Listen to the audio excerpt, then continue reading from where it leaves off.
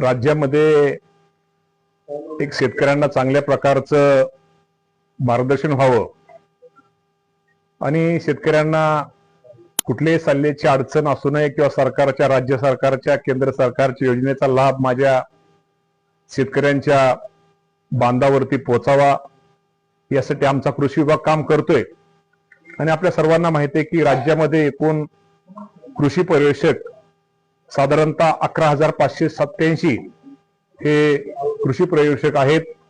आणि आम्ही लवकरच, आपल्याला माहिती आहे की राज्यामध्ये आत्मा योजनेअंतर्गत शेतकरी मित्र आणि शेतकरी मित्र अशा नवीन आपण साधारणतः एका शेतकरी, प्रत्येक गावामध्ये प्रत्येक कृषी पर्यवेक्षकाला एक शेतकरी मित्र देण्याचा निर्णय हा आम्ही आमच्या कृषी विभागाने घेतलेला आहे.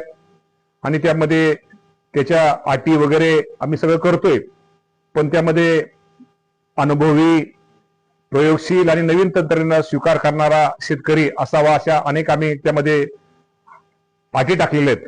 आणि शेतकरी मित्र ही नवीन आम्ही एक प्रत्येक कृषी आपले जे संकल्प आम्ही तो घेतलेला आहे आणि तो आम्ही त्या बाबतीमध्ये निश्चित शेतकरी मित्र या राज्यामध्ये आम्ही प्रत्येक कृषी प्रशासकाला आम्ही देतो. आमचे जे साधारणतः कृषी जे अधिकारी मला वाटतं आपले किती 11,587 आमचे सहाय्यक कृषी अधिकारी. तर सहाय्यक कृषी अधिकाऱ्यांच्या, प्रत्येक सहाय्यक कृषी अधिकाऱ्यांच्या जोडीला शेतकरी मित्र आम्ही देतोय.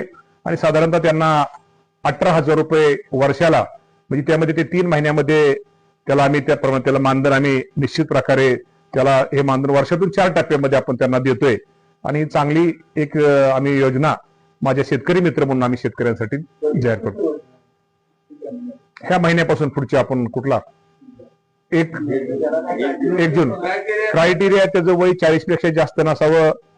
30% महिलांना आपण त्यामध्ये प्राधान्य देतोय. संवाद कौशल्य उत्तम असावं, समाजसेवेची वृत्ती असावी, सोशल मीडिया हाताळण्याचे किमान ज्ञान असणं गरजेचं आहे. त्यामुळं त्यांनी किमान माध्यमिक, उच्च माध्यमिक शिक्षण, कृषी पदविका, पदवीधारक, शेतीनिष्ठ पुरस्कार प्राप्त असल्याचं त्यांना प्राधान्य दिलं जाईल. शेतकऱ्यांमधून घ्या, शेतकरी मित्रच घेणार आपण त्याला.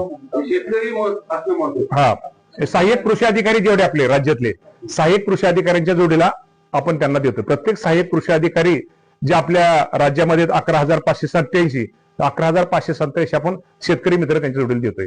भरती कशी होणार, शासकीय पद्धतीने की डायरेक्ट नेमणूक जिल्हा स्तरावरती निवड होईल? ठीक आहे, असं ते तिथं